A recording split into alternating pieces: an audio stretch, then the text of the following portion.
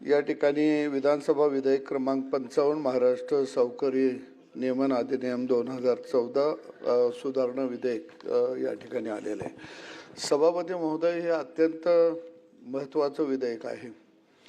राज्यामध्ये जर आपण बघितलं तर परवानधारक जे सावकार आहेत त्यांची संख्या 13,000 आहे आणि अनाधिकृत सावकारांची संख्या राज्यामध्ये फार प्रचंड आहे की ते कागदावरच नाही आहे. मुळामध्ये हे सावकार जे शेतकऱ्याला कर्ज देत असतात ते विकास सोसायटीतून त्याला कर्ज मिळत नाही, इतर बँकेमधून कर्ज मिळत नाही, त्याच्या लेखीचं लग्न असतं, घरामध्ये कोण दवाखान्यात ॲडमिट होत असतं आजारपणामध्ये, आणि अशा काळामध्ये कठीण काळामध्ये सावकाराकडं खऱ्या अर्थानं शेतकरी जात असतो. आणि अनेक सावकार असे आहेत की आता आम्ही शेतकरी चळवळीमध्ये काम करत असताना ग्रामीणमध्ये सातत्याने याचा आम्हाला अनुभव येतो की 5% 20% व्याज घेऊन पैसे देणारे सुद्धा सावकार आहेत. पण शेतकऱ्याला गरज असते तो बिचारा बोलत नाही. अनेक सावकार असे आहेत की त्या ठिकाणी शेतकऱ्यांच्या जमिनी लिहून घेतलेल्या आहेत आणि मग त्यांना दाद मागायची कुणाकडं. पोलीस स्टेशनला गेलं तर ते म्हणतात रजिस्टर दस्त झाला आहे, न्यायालयीन बाब आहे, आम्ही त्याच्यावर काही करू शकत नाही. DDRकडं यारकडं गेले तर हे म्हणतात अधिकृत दस्त झालेला आहे, आम्ही त्याच्या बाबतीमध्ये काय करू शकत नाही. खरं जर बघितलं तर मी तर म्हणेन या सावकारांना मोका लावला पाहिजे आणि बच्चोभाऊ शेतकरी भाषेत झालं तर याला चापकानं फोडलं पाहिजे. कारण एवढा अन्याय ग्रामीण भागामध्ये अनेक सावकारांचा धुमाकूळ चाललेला आहे. आणि मग खऱ्या अर्थानं ज्यावेळी सावकार एखाद्या शेतकऱ्याची जमीन लिहून घेतो त्यावेळी आपण DDRकडे तक्रार करू शकतो.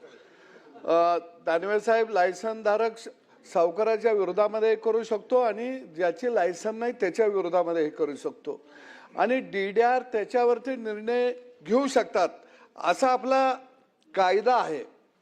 DDR अनाधिकृत सावकाराची जमीन सुद्धा परत देऊ शकतात, परंतु अनेक DDRांना हे माहीतच नाही की असा कायदा आहे, आपण शेतकऱ्यांच्या जमिनी परत देऊ शकतो. मला वाटतं त्या संदर्भामध्ये एक कार्यशाळा सगळ्या DDRांची आणि यारची घेणं अत्यंत गरजेचं आहे. आमच्याकडे संतोष पाटील ज्यावेळी यार म्हणून होते, जवळजवळ मला वाटतं की 2,500 एकर जमीन त्यावेळी आम्ही परत दिलेली होती त्यांनी. म्हणजे असं चांगलं काम करणारे सुद्धा यार DDR वेगवेगळ्या जिल्ह्यामध्ये तालुक्यामध्ये त्या ठिकाणी काम करत आहेत. आणि म्हणून या ठिकाणी कारावास जसे बाहेर म्हटले खरंच ह्यांना शिक्षा लागली पाहिजे. आपण कायदा करतो पण शिक्षा फार कमी लोकांना लागत असते.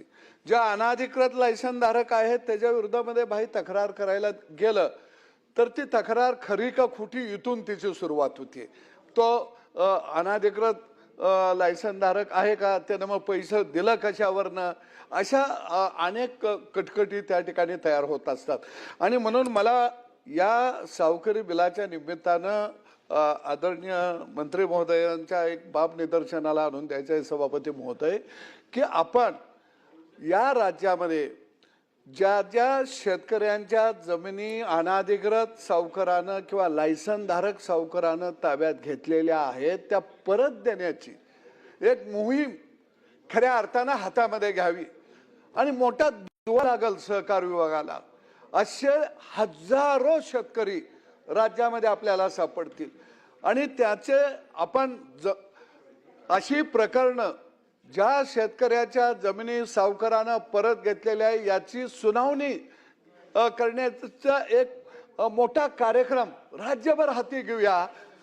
हजारो शेतकरी तालुक्याच्या ठिकाणी येतील आणि आपली कैफत मांडतील आणि त्या ठिकाणी जर आपण खऱ्या अर्थानं सावकारानं कब्जा केलेल्या जमिनी जर परत देऊ शकलो तर हा जो कायदा आपण आज आणला याचा लाभ ग्रामीण भागातल्या शेतकऱ्याला मोठ्या प्रमाणात होईल. आज सगळे अनेक कुटुंब मोठ्या अडचणीत आलेले आहेत, चिंतेत आहे, अख्खं कुटुंब चिंतेमध्ये आहे की सावकाराच्या घशात गेलेली जमीन काढायची कशी.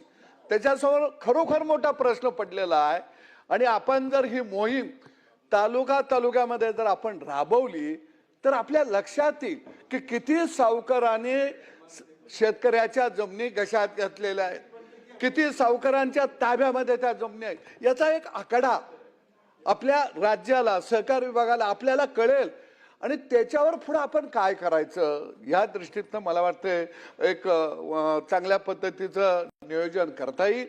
आणि म्हणून ही शिक्षा जे आपण वाढवल्या ही योग्य आहे, पण याची सफलता फलदायक स्वरूप जर आपल्याला मिळायचं असेल तर राज्यातल्या शेतकऱ्यांच्या ज्या जमिनी सावकारांनी गशात घातलेल्या आहेत त्या जमिनी आपण परत देण्याचा एक कृती कार्यक्रम तयार करूया। लोकांना सांगूया की आम्ही शिबिरं घेत आहोत, आम्ही शेतकऱ्यांच्या कैफती ऐकण्यासाठी सहकार विभाग तालुक्याच्या ठिकाणी त्या ठिकाणी समाधान मेळावा घेत आहे आणि तुम्ही तिथं या आणि आमच्या समोर तक्रारी दाखल करा आणि ज्या ज्या तक्रारी दाखल होतील त्या तक्रारीचं आपण चौकशी करून जो काही कालमर्यादा असेल त्या कालमर्यादामध्ये आपण त्याचा निर्णय देण्याचा आदेश सहकार विभागाला खाली देऊया आणि तो कार्यक्रम जमिनी परत देण्याचा मंत्री महोदय तुमच्या हस्ते जर या महाराष्ट्रामध्ये तुम्ही सुरू केला तर एक ऐतिहासिक कार्यक्रम या महाराष्ट्रामध्ये तो होईल आणि शेतकऱ्याचा दो आपल्याला मिळेल। धन्यवाद।